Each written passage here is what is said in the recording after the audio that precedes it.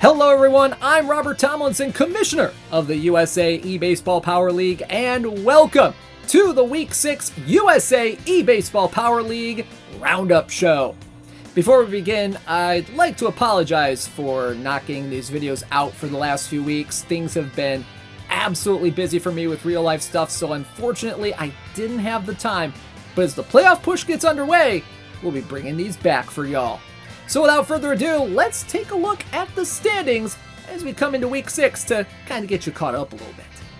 Coming into Week 6, Zumikaku's North Shore Honu are in first place with a record of 14-4 with a plus 44 run differential, one of the best marks in the league. Right behind him are three teams at 13-5. The Lost City Monarchs, owned by iPump Plastic, Sir Bacon Bits' North Pole No Sox, and B. Farrell 10's Philadelphia Bandits. Then you got a couple of teams at 12-6, the Soda Beer Sunrise and the Green Revolution, both in 5th and 6th respectively. Then in 7th, you got Compass's Space City Comets, 8th place MC Scales' Crowhoppers, and in 9th, M. Frisk's Crew, all at 11-7. To the bottom half of the standings board, you have Purple Hurricanes, owned by Slimefall, at 10-8. The White Comets are in 11th place with an even 9-9 record. The Smooth Jazz, owned by Jeff DeBoss, at 7-11 in 12th place. Then in 13th place, you got the Hampton County Tabby Cats with Haha Healy at 6-12. Bay Area Rockets and Flickin' Squibs are at 5-13. Then you have the Osaka Foxes at 4-14, and then the Chicago Curve and Wild Jokers rounding out the standings, both at a 3-15 record. And now let's get into this week's highlights. Our first highlights of the day come from one of the more consequential games of the week. Both iPump Plastics, Lost City Monarchs, and Sir Bacon Bits' North Pole No Sox came into this week with identical 13-5 records with a 6-run difference in run differential. Both teams are coming off setbacks in the second half of their Week 5 doubleheader week, with both teams losing 2 of 3, so someone was bound to make a statement this week to get back in the playoff hunt. Who would it be in this highly anticipated matchup? Let's take you out to Crown Diamond for Game 1 between the No Sox and the Monarchs. We pick it up bottom of the first to Noje at the plate, and a great diving stop by Yakiman 5 on a line drive off his bat. But there would be a bit of a pitcher's duel in this one early. Top second, Nubis grounding out to second off of Mamoru Ikari. Bomb 4, Tenoji at the plate, gets another line drive up the middle, but this time it's Aseki with the diving stop to rob him of a hit. Top of the 7th, Fumito Data with runners on second and third, gets a ground ball just past Hanji Ban at second. That would score 2 runs for the Monarchs, making it a 2-0 ball game. Bottom 8, bases loaded for the North Pole No Sox, but a soft liner off the bat of Takano ends that threat. They would get some runs across in the bottom of the 9th though. Ground ball base hit to right field off by Ogoe to make it 2-1, and then Go, the next hitter, gets a ground ball to second. It would be a 4-6-3, but the tying run would come in to score to make it 2-2. This would go to extra innings, and in the top of the 10th, Fumito Data got a meatball down the middle from Morimoto. That scored a run to make it 3-2 for Lost City. And then the next batter, Nubis, against Sachiko Takagi, gets a fly ball left center field. Yabe tries to dive, cannot get it. That would be an RBI single to make it 4-2. Then bottom 10, big opportunity for the No Sox. Takagi strikes out swinging. The runners were going, both of them were. Tag out for out number 2, and then another run down for the strike him out, throw him out, throw him out. Triple play to end the ball game. And the Monarchs take Game 1 of this pivotal series 4-2. In Game number 2 between the Monarchs and the No Sox, we pick it up top of the second. Oyama with a little blooper just past Yakiman 5 at short. That would score a run to make it 1-0 No Sox early on in this one. Top of the 4th, Hanji Ban, the shortstop in this one. Runners on first and second. Gets a bloop just past Fukuya at third. That would score another run to make it 2-0. And folks, that would be enough for the North Pole pitching staff. Suzumoto, bottom of the 3rd, base is empty for Nubis, gets a fly ball to left field.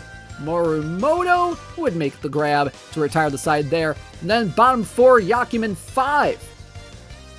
Suzumoto gets her to ground out to third. And then bottom 5, Suzumoto gets Data to ground out on a short hop to second base. He would deal through 6 in this one. Bottom 7, Iwao Saga facing off against the reliever Haruto Alba. Gets a strikeout looking there. Then bottom 9, Fukuya, the last chance for the Monarchs in this one. Gets the ground ball to Oyama. And the North Pole No Sox tie up the series at 1 game apiece, 2-0. The final score, Suzumoto, 6 innings of 3-hit baseball on the mound for the No Sox. Game number 3, the rubber match of this 3-game set. Top of the third, Haruto Alba was dealing early and he got some help from his defense. Kirigane with a nice jumping play there in the top of the third. Bottom 4, Go with a ground ball to second, gets the 4-6-3 double play to end that threat with runners on first and second. Bottom 5, Miyabi Oyama gets a meatball right down the middle, gets the double with 2 outs here in the bottom of the 5th, but could the No Sox do anything with it?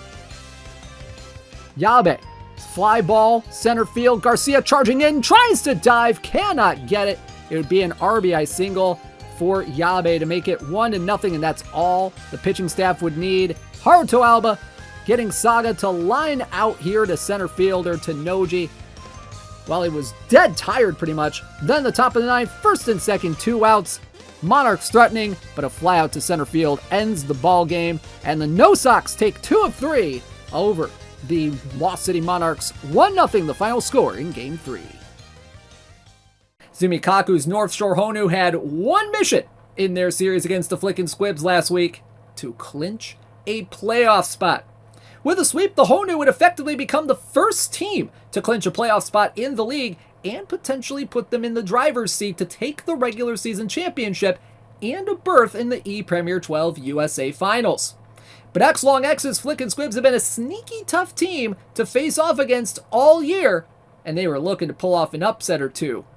Who would come out on top in this one? To Crown Diamond we go for game number 1 between the Flickin' Squibs and the North Shore Honu. Pick this one up.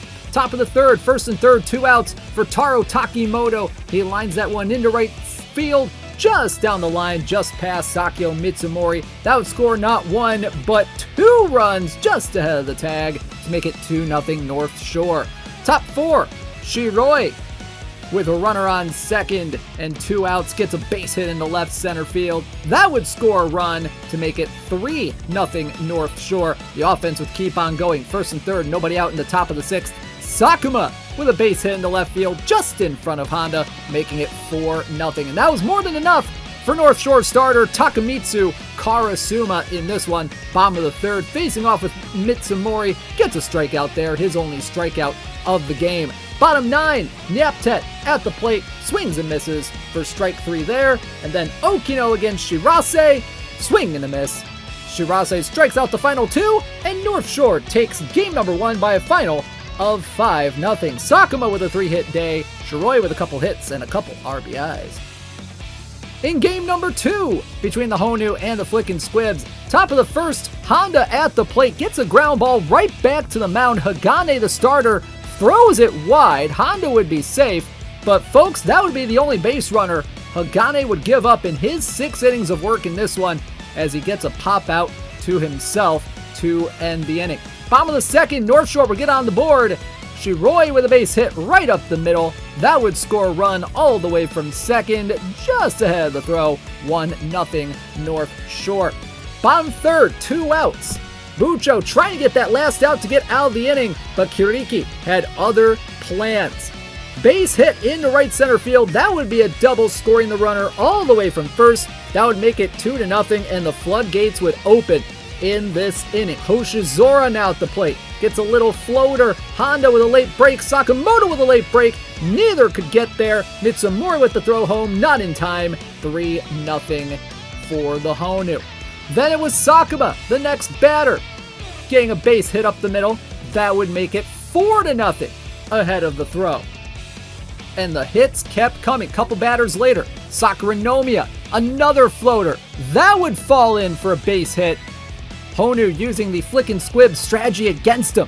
5-0 the score there, and then Santa Nakai just getting it past Roppongi at short, who kind of gave up on the ball there a little bit. 6-0 in the bottom of the third, and that would be more than enough for the North Shore pitching staff. Kureba striking out Yakumask in the top of the 7th, and then striking out Honda looking on the fastball. Then top of the 9th, Shirase looking to end off another game. Gets Sakamoto to get a base hit right up the middle. That would be the only hit of the game for the flick and squibs. Yakumask would ground out to short to end it. A near no-hitter, combined no-hitter, nearly, for the Honu. They win game 2, 6-0. And in game number 3 between the Honu and the flick and squibs, we pick it up bottom of the first. Sakamoto at the plate, strikes out against Asa, and then Honda strikes out to end the inning. 5 strikeouts on the day for Asa. We pick it up top of the third. Hoshizora with a base hit into right center field. That would score a run, making it 1-0 North Shore. That would be more than enough for North Shore's pitching staff. Ino coming in relief in the 7th, strikes out not just Reibu, not just Heizuka, but strikes out the side as Black falls victim to a circle change. Ino striking out the side in the 7th, and that would bring out the bats for the Honu. Top of the 8th, Ino helping out his own cause with an RBI single to right center field to make it 2-0, and then Sakuma getting a base hit just past Nieptet at short. That would make it 3-0 for the Honu. But the Honu were not done with scoring. Top of the 9th, Ichijo splitting the outfielders in left center field with a 2-run double. That would make it 5-0 Honu, and that would do it for this game. Bottom 9, Okino facing Kureba, swings and misses at the high fork ball, and the Honu pull off a sweep against the flick and squibs. 5-0 the final score. Hoshizora the 4-hit game. Asa 6 innings and 5 strikeouts. Both Serena's Osaka Foxes and Matt's Wild Jokers have had less than stellar years by their standards in this season, and both have already been more or less eliminated from playoff contention. But there was still pride to play for in their Week 6 matchup. Which team could start a late season run out of the cellar? Let's find out. Out to Crown Diamond we go for Game 1 between the Wild Jokers and the Osaka Foxes. Bottom of the first, Vanguard for the Wild Jokers, getting a base hit into center field. That will bring in a run to make it an early 1-0 lead for the Jokers. But move ahead to the bottom of the third, Daisuke Data with a bit of a meatball down the middle, gets a base hit, and it goes past the center fielder, Dadon in the center field. 2-0 the score on the RBI double. Move ahead to the bottom of the fourth, Samajima at the plate for the Wild Jokers. A little floater into center field. Dadon can't quite pick it up off the ground, and that would bring in another run to make it 3-0. Top of the fifth, Chiahime for the Osaka Foxes gets a base hit up the middle. Setine with the throw into second. That would score a run to make it 3-1, but that was all the Foxes would get. Here in the bottom of the sixth, Kazunagi with the bases loaded gets a 2-run single to right field. Second run scoring just ahead of the throw to make it 5-1. It would later become 7-1. Top 9, 2 outs. Tsukumo for the Foxes grounds out to Samajima at third, and the Wild Jokers with a dominant 7-1 victory in game number 1. Kazunagi a 3-hit day, Akechi a 3-hit day, Marushima 2 for 4 with a double. In game number 2 between the Foxes and the Jokers, we pick it up top of the first. Bat Marushima at the plate, lines into center field. Dadon on the run, can't quite make the tumbling catch, and that would roll all the way to the wall. 1 run would score. Marushima looking for more, rumbling, stumbling to home plate, and that would be an inside the park homer to make it 2-0. Still in the top of the first, this is Narumi at the plate. The Dadon gets turned around in center field. That would go right by him on the dive, and it would be an RBI triple for Narumi to make it a 3-0 ball game early for the Jokers. And still in the top of the first, you got Ukami flying out to center field. Don making the catch, the throw home. He's got a good arm, but the run comes in ahead. Narumi scores to make it 4-0. And then Narumi would go to work on the mound, striking out Wong in the second. In the bottom of the third, Don down on strikes. Bottom 4, Pink on an 0-2 count. Curveball, got him. Outside the zone. Then the bottom of the 5th, Demai Wong. Again, caught looking by the side of the road. Bottom 8, though, Foxes would get a run in this one. Izuyoi with a base hit into left field to make it 4-1, but that was all the Foxes would muster off of the Wild Jokers pitching staff. Bottom 9, 2 outs, and a line out to second base ends it off the bat of Atsumori. Jokers take game 2, 4-1. Narumi doing it at both the mound and the plate. 5 strikeouts in 6 innings, plus a 3-hit game. In game 3, Foxes trying to get something going here, trying to salvage at least one game. Demai Wong trying to do just that. Top 4 gets an RBI double to right center field. 1-0 the score. Foxes take their first lead of the series. Next batter, Tojo grounding the short. Ukami with a strong throw home, but Zenzai too fast beats the throw to make it 2-0. Everybody was safe on that. Then the Don, little floater, past Kazunagi at first, and that would bring in another run to make it 3-0. Top of the 6th, Tojo at the plate for the Foxes now. Gets another ground ball to short. This time it would be a double play, but the run would come in to score to make it 4-0. Bottom 6, Atsumori was absolutely fantastic in this one on the mound, shutting out the Jokers through 6, gets a final fly out there. And then in the bottom of the 8th, the bullpen coming in, Izuyoi coming in to pitch for the Foxes, gives up an RBI single to Data to make it 4-1, and then the very next pitch she threw, launched by Vanguard to left center field. That would tie the game with a 3-run homer to tie it at 4. This one would go into extra innings. It would go to the 11th. Pink for the Foxes, just a fair ball down in the left field corner. That would score a run. Foxes take a 5-4 lead. They would extend that lead. Kyushu, the next batter against Rakugaki, gets a little floater in there for a base hit. That would score another run to make it 6-4, and then Zenzai already with a 3-hit game, make it 4. Another floater into center field. Setine couldn't make the dive. That would score another run to make it 7-4. Wild Jokers trying to get back in the bottom of the 11th. Narumi at the plate gets a line drive over the head of Chiahime. That would score a run to make it a 7-5 ball game. Second and third, nobody out. A couple batters later, Samejima gets a ground ball to second. Chiahime with the toss in time. That would bring in another run to make it 7-6. So the tying run 90 feet away. Sayaka Yagyu, the pinch hitter, lining out to Pink to end the ball game. And the Osaka Foxes escape 7-6, but the Wild Jokers, they would win the series 2-1. Haha Healy's Tabby Cats and Jeff DeBoss's Smooth Jazz came into Week 6 with long shot odds of making it to the 8th seed in the playoffs. The Jazz finished off an impressive 2 of 3 in the last half of Week 5 against the White Comets, while the Tabby Cats showed a lot of fight in holding the Honu to just 3 runs while losing 2 of 3 last week. Which one of these scrappy teams had what it took to keep their playoff hopes alive? To the ballpark we go for Smooth Jazz Tabby Cats Game 1. We pick it up bottom of the third. Suzuki at the plate for the Smooth Jazz. Grounder to third. Komasaka trying for home. Couldn't get the out there. Couldn't get the out at first either. RBI fielder's choice making it 1-0. Then a couple batters later, Takeda gets a base hit just past the diving Zansu, who was trying to go cover second base on the hit and run. That would be an RBI single for him. 2-0 the score. And that was really all Suiko needed. The starting pitcher for the Jazz gets a strikeout of Oda there in the first. Then the top of the 7th gets out of a big jam. Second and third with 1 out. Zansu popping out to the catcher. And then the next batter, Yakuman 3, softly lines out to first to end that threat.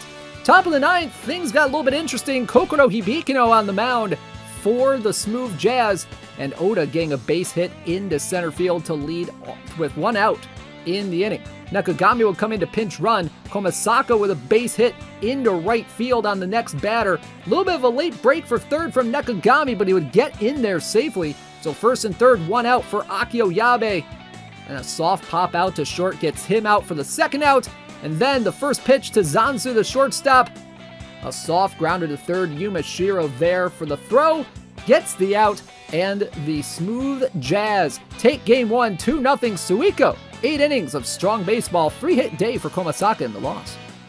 In game number 2 between the Tabby Cats and the Smooth Jazz, pick this one up bottom of the 4th. Komasaka at the plate for the Tabby Cats gets a leadoff single into left field. And the hits would just keep on coming this inning. Daiichiman gets a base hit into center field there. Komasaka would move up to third just ahead of the throw from center. But Oda, the next batter, would pop way up there. Kamura would make the catch route number 1. Then things got a little weird. 1-2 pitch to Ome, the next batter, gets the ground ball to short. The runners hold for a second, but then they break late for the plate.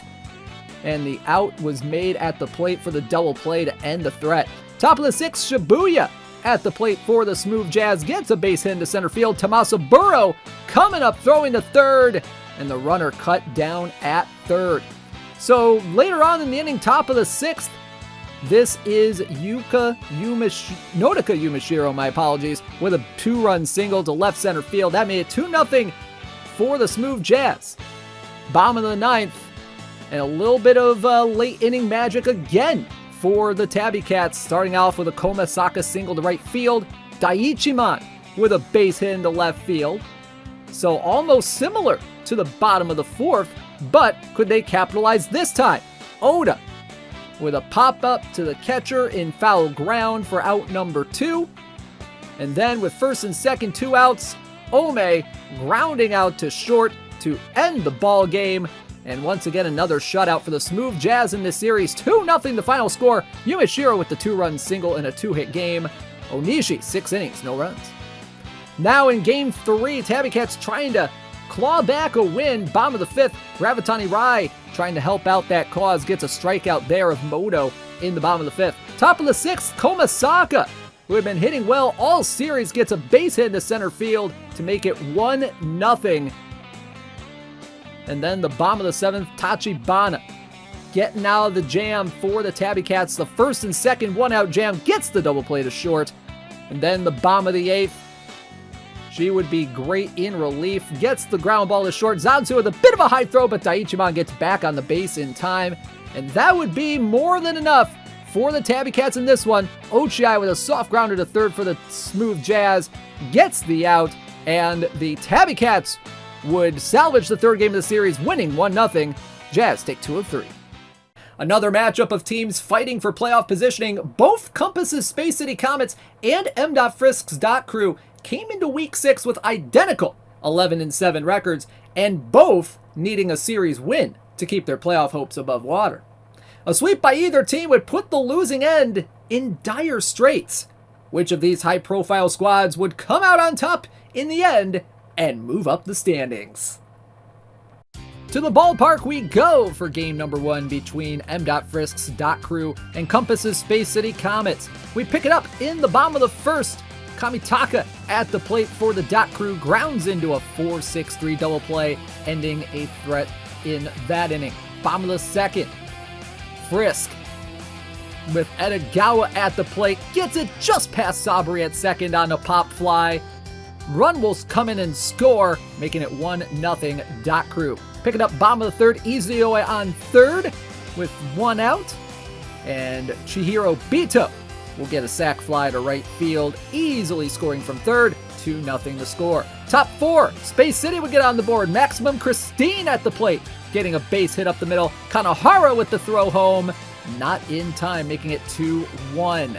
Top of the 6th, though, this is where things got a little bit weird. Raigo at the plate. To pop up to right center field, the game selects Oda, the right fielder, to go after the ball. And suffice it to say, Frisk was not too happy about that, accidentally disconnecting the game due to a controller slam. And that would end the ball game on that one. It would DC the game, and Via mutual agreement between him and Compass, this would end in a forfeit 7-0 score.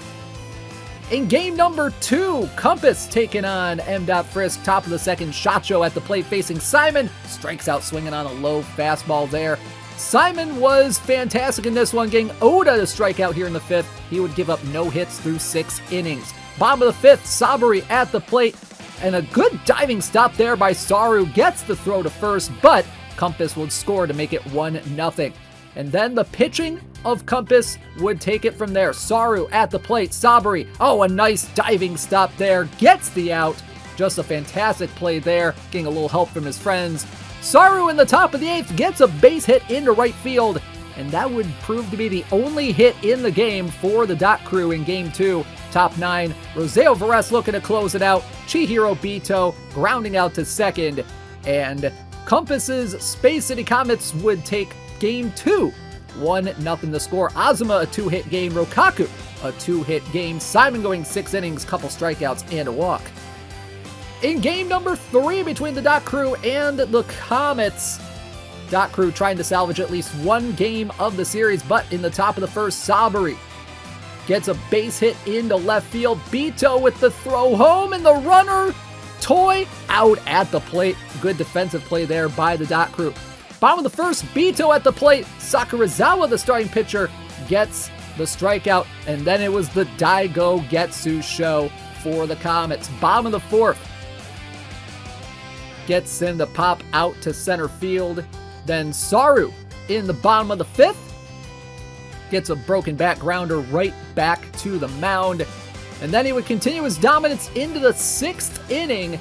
Kanahara at the plate grounds a low splitter to short to retire the side. He would go the rest of the way in this one. Top of the 7th, Ichinose on the mound. Kamakari at the plate gets a base hit in the left field on a patented Space City hit and run. Gets the run to come in and score. 1-0 Space City. Couple batters later, 2nd and 3rd with 2 outs. And this time it is Tetsuo Toy. 2-run single to right center field to make it 3-0. And that is all the Comets would need in this one. Bito at the plate. Bottom of the 9th, lines out to second base, and the Space City Comets come away from Week 6 with a sweep and puts the Dot Crew in a dire spot here at the end of Week 6. YG's Green Revolution have won all but one series they've played in this season, and that was all the way back in Week 1 against the Philadelphia Bandits. Another win in their series against Clutch's Chicago Curve would nearly make the Revolution a lock for the playoffs. Meanwhile, as this was an early week game, the Curve were trying to avoid the ignominy of being the first team mathematically eliminated from the playoffs. Would they do so? Or would the Revolution quash those flickering hopes? Take you out to the ballpark for game number 1 between the Green Revolution and the Chicago Curve. Bases loaded, nobody out in the top of the 3rd. Victor Kohlberg for the Green Revolution, getting it past Horisugi in right center field. That would score all 3 runs off the base paths. A triple for Kohlberg to make it 3-0. Couple batters later, Sendo launching one to right field, just inside the right field foul pole to make it 5-0. Then the bottom of the 6th, it was all the pitching staff for the Revolution needed. Suzaku striking out Kirosaki there. Top 9, Victor Kohlberg guessing perfectly where that Kokuju pitch was going to be. Gets a homer to right field to make it 7-0. The Curve would get a run in the bottom of the 9th, though. Nakanoshima getting an RBI double into right center field, just ahead of the relay throw from Sayeki.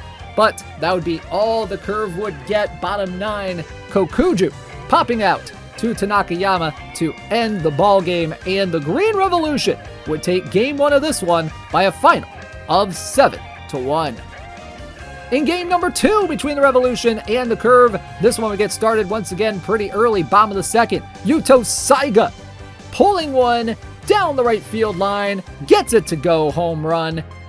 1-0 Revolution. Then, bottom of the 4th, Shido with a base hit right down the line, gets a double, brings in a run, 2-0 Revolution. Then Yuto Saiga once again, not a homer this time, but a single base hit into center field. And that would make it a 3-0 YG lead. Bottom of the 5th, Hajime Sayeki, runners on the corners, nobody out, gets a base hit into center field. That would make it a 4-0 ball game. We go top 7, the score now 5-0. Nakanoshima striking out against Nakayama, who had 7 fantastic innings, but did give up a couple of runs. It's 5-1 now in the 7th, as Genketsu gets an RBI single into center field to make it 5-2. Then bottom of the 7th, they would get a run back for the Green Revolution. Azuma with a solo shot, dead center field to make it 6-2. And then top of the 9th, Shinko Kuju, last chance again for the Curve. And they would pop out to Hayakawa to end the game. Revolution take game number 2 by a final of 6-2.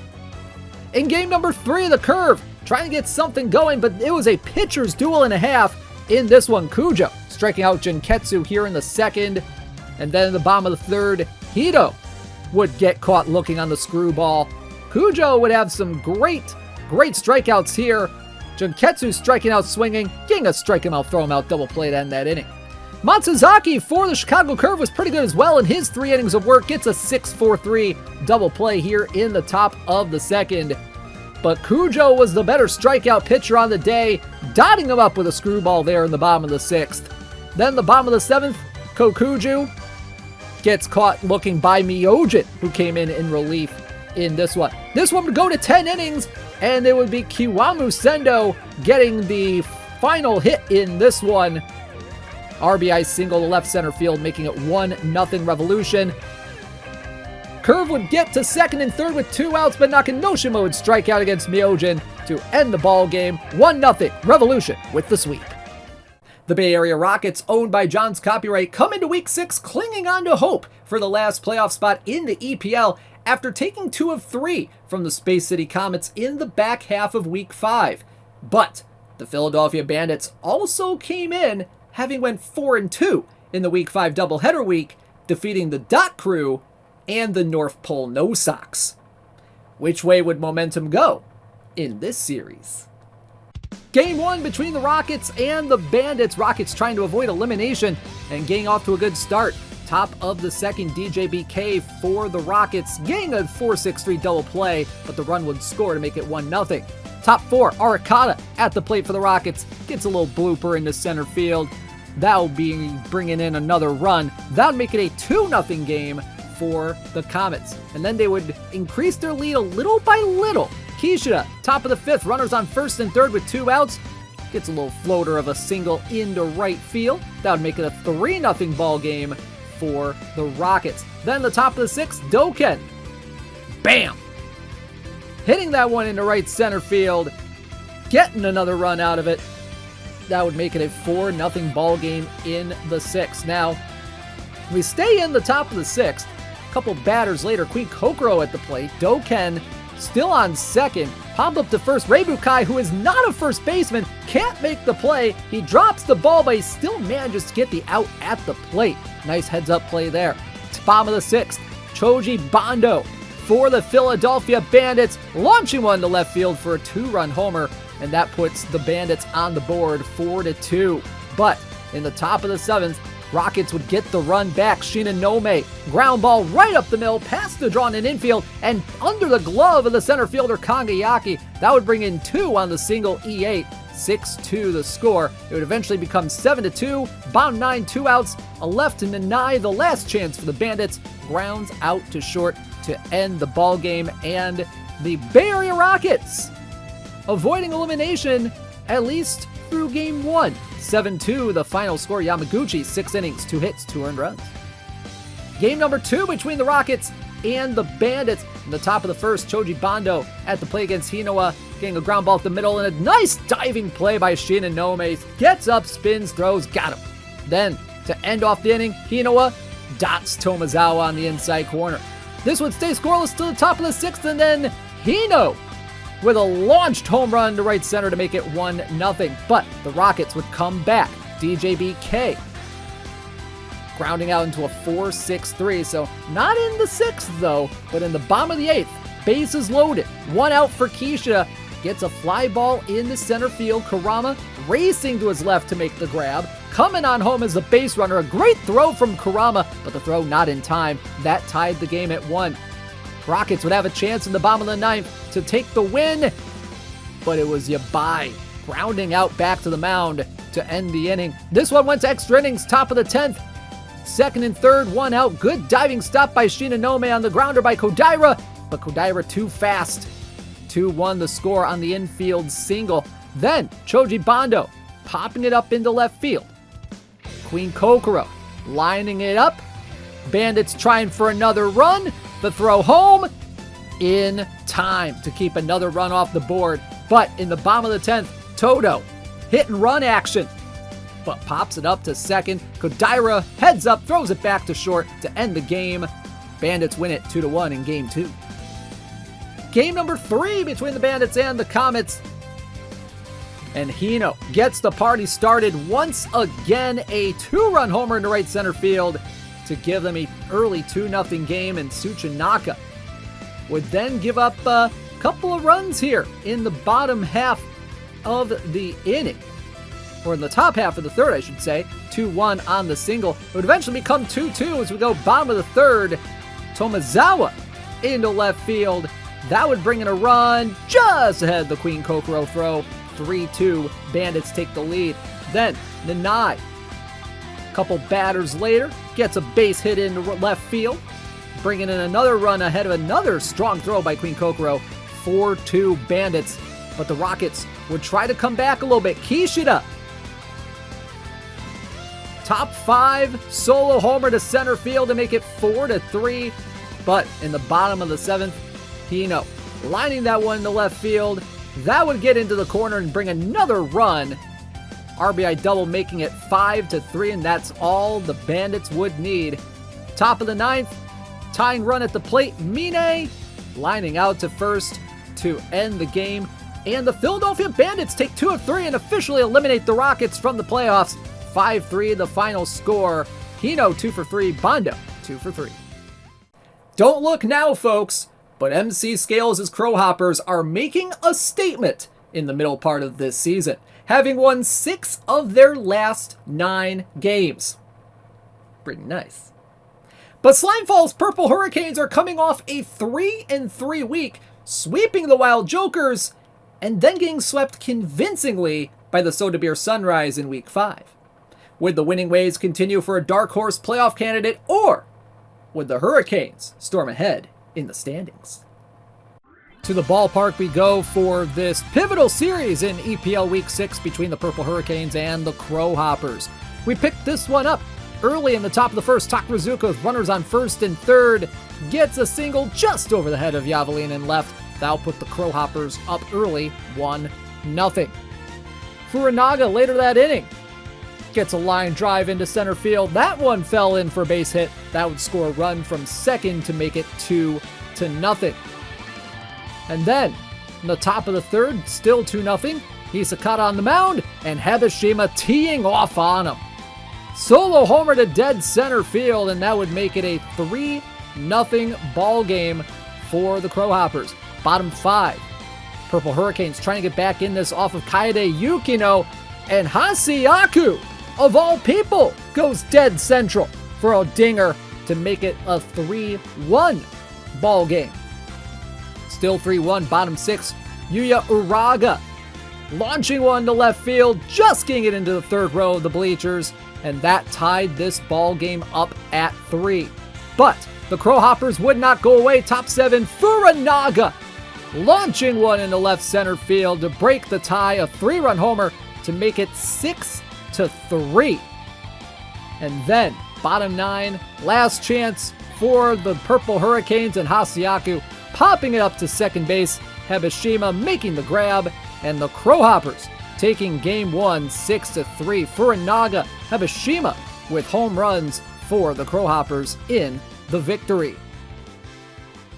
We move on to game number 2 between the Crowhoppers and the Hurricanes. Hurricanes looking to get back in this, but it would be the Crowhoppers once again getting on the board early. Sakigake in the bottom of the second floats one to left field for base hit. Kazanin coming up throwing, but the throw was cut off.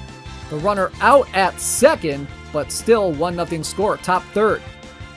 Purple Hurricanes would take the lead. Kuya Kagami launching one just over the fence in right center field to make it a 2-1 Hurricanes lead, but bottom third.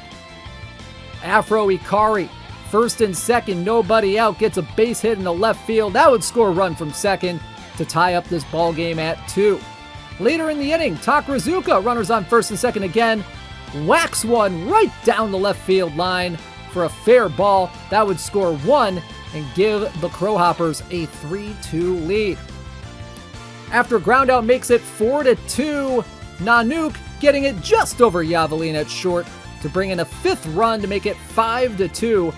It would get a little bit interesting though for the Purple Hurricanes. Top 8, Kuya Kagami, his 2nd homer of the game, a double dinger day, and that would bring them back within 2, 5-3. Then the top of the 9th, Hasiaku lining one into center field right at Sakigake.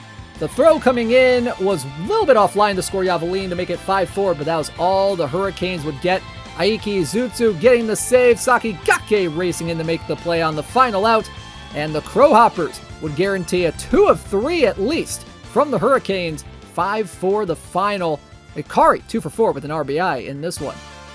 In game number 3, Hurricanes trying to salvage at least one game of the series. Crowhoppers trying to go for the sweep to help their playoff position. Top of the first, Takarazuka off of Rei Hisakata gets a base hit into left field.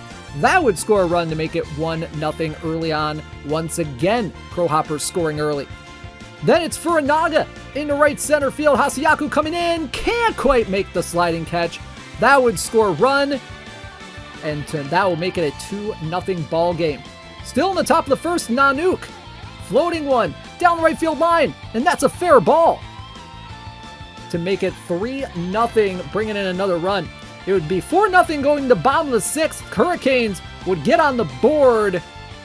Haruka Todoroki going yard into center field to put the Hurricanes on the board 4-1, but the Hurricanes just did not have an answer for the Crowhoppers offense. Base hit into right field there to make it 5-1. And then the bottom of the 9th, Fukamizu, the last chance for the Purple Hurricanes, gets the ground out to short, and the Crowhoppers complete the sweep of the Purple Hurricanes. A big one for them, 5-1 the final.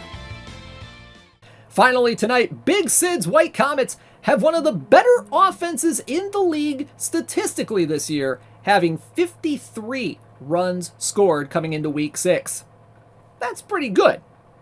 But their pitching has been relatively subpar in terms of giving up runs, having given up 50 runs, the most out of anyone in the top 11 of the standings. Facing off against the high-scoring Soda Beer Sunrise, owned by Penguin Pouch, could the White Comets stay in position for a possible playoff spot, or would the Sunrise assert their dominance and put the Comets' playoff hopes on life support? Let's take you out to Game 1 between the Soda Beer Sunrise and the White Comets. We picked this one up in the bottom of the first. Susumu Ikari at the plate, runner on second, nobody out, and he gets a line drive just past Yojo Kenji at second for an RBI single to get things started. 1-0 Soda Beer early on. Later on in the inning, first and second, nobody out. Red at the plate, ground ball right to third. Shimada smartly touching third, gets the double play at first, and that would fizzle out the rally. Top of the second, Yojo Kenji at the plate for the White Comets. Gets a little floater into right field for base hit. Runner coming home from third would come in and score. 1-1 the score. Next batter, Mickey Vermillion. Runners on the corners, gets a line drive just past Papillon at second. That would bring in another run to make it 2-1, and the floodgates would just open up for the White Comets. Teramichi at the plate. Next up, gets a base hit into center field. That would bring in another run, making it 3-1.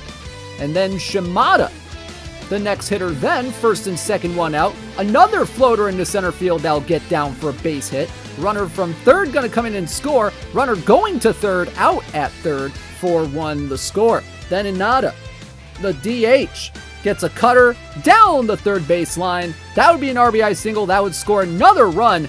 5 runs scored in the top of the second. It would eventually expand to a 7-1 lead, but then the bottom of the 6th, Kiyomoto bat flips that one. He knew he got all of it. 2-run homer, making it a 7-3 ball game. And then later on in the inning, Owate with a fly out to center field. Vermillion makes the play. Sac fly makes it 7-4 to score Naito. Bottom 8, bases loaded for the Soda Beer Sunrise. Fly out there by Owate for another sac fly in this game, just getting in ahead of the tag. 7-5 the score, they're within 2. But Yabeman at the plate, driving it into left field. Teramichi back, reaches up and makes the grab. A fantastic defensive play, and that kept more runs from scoring. Bottom 9, down by 2. Sunrise trying to get something going. Red into right center field, but Mickey Vermillion tracks it down, and the White Comets take game 1 by a final of 7-5. The 5 through 9 hitters for the White Comets doing some work. Game number 2 between the White Comets and the Soda Beer Sunrise. And this started out very well defensively for the White Comets. Top of the first, Susumu Ikari at the plate for the Sunrise. Grounds into a 6-4-3 double play. Then in the top of the second, Ogane does pretty much the same thing. 6-3 double play this time. No score going into the bottom of the 6th. White Comets. Kaminari at the plate facing off with Red. Gets a line drive just past the shortstop into left field. That would score the first run of the game, making it 1-0 White Comets. But in the top of the 8th, Suzakaze back out for an 8th inning of work, got roughed up a bit. First and second, nobody out, and a soft floater for a base hit to tie the ball game at 1. Bottom 9 now, things got a little bit interesting for the White Comets. Mickey Vermillion gets a base hit to center field. That would put runners on first and second, nobody out. Next batter, Teramichi, top of the order. A little bit of an inside pitch. Gets it into right field for a base hit. Runner holds at third. So the base is loaded, nobody out. Shimada swinging away. And it grounds into a 5-2-3 double play. And then the rally would be officially killed. Inada grounding out to short to end a promising inning for the White Comets. Top 10, they would kind of regret it a bit. Base hit into center field by Hatsuno, the pinch hitter, to make it 3-1. And then the bottom of the 10th, White Comets trying to get back in it. Hakasaki grounds into a 6-3 double play. Last chance, Kaminari at the plate facing Papillon in that 12-6 curve of his. Grounds out to third to end the game. And the Soda Beer Sunrise come back in game 2, taking it 3-1. Hatsuno with the clutch 2-run single in the 10th. Kimoto 1 for 3 with a walk. Red going 6 strong innings. Then in game number 3 between the Comets and the Sunrise, bottom of the first, Inada at the plate gets a floater into center field, and it's dropped by Kyle Morales. That would bring in the first run of the ball game to make it 1-0 White Comets. And then Hakasaki at the plate gets a fly ball into right center field. Ogane makes the grab, runner coming home to score, and just like that, White Comets up 2-0 in the bottom of the first. But top of the 5th, Kagerazaka on the mound for the White Comets gives up a single just past the shortstop. That would score a run to make it 2-1. Soda Beer Sunrise back within 1. Top of the 6th, Red at the plate. 2-1 fastball, down and in, no problemo for Rojo. Into center field for a solo shot, tying this ball game at 2. Top of the 7th, Soda Beer would take the lead. Ground ball to third off the bat of Kyle Morales to make it 3-2. Then, later on in the inning, Susumu Ikari getting it over the head of Teramichi in left field. That would make it a 4-2 ball game. Bottom 7, Kaminari trying to get the White Comets back in it. Gets a base hit into center field. That would score a run to make it 4-3 in the bottom of the 7th. But the Soda Beer Sunrise, a bit too much for the White Comets in this series. Base hit for Ogane here in the top of the 8th to make it 5-3. And that would be the score going to the bottom of the 9th.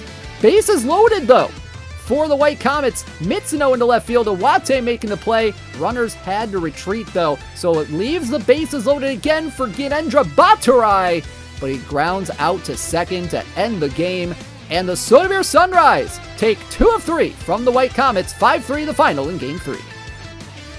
All right, folks, man, wow, what a week this was, and after such a thrilling Week 6, here's how the standings are looking right now. On the backs of their sweep in Week 6, the North Shore Honu go to 17-4 and clinch the first playoff spot in the USA eBaseball Power League. Right behind them, they have 3 teams at 15-6. The Philadelphia Bandits, owned by B. Farrell, the Green Revolution, owned by YG, and North Pole No Sox, owned by Sir Bacon Bits. B. Farrell in second place due to the tiebreaker being head-to-head against both the Green Revolution and the North Pole No Sox. Then right behind them is a logjam of teams at 14-7. The Soderbeer Sunrise, owned by Penguin Pouch. The Lost City Monarchs, owned by iPump Plastic. Then you got Compass's Space City Comets and the Crow Hoppers in 8th. Then in 9th, you got the Dot Crew, owned by M. Frisk. They're at 11-10 after the week they had. Then in 10th, you got the White Comets, owned by Big Sid at 10-11, still in it. So are the Purple Hurricanes. They're still in it at 10-11. The Comets and the Hurricanes face off against each other in Week 7. That should be a fun one.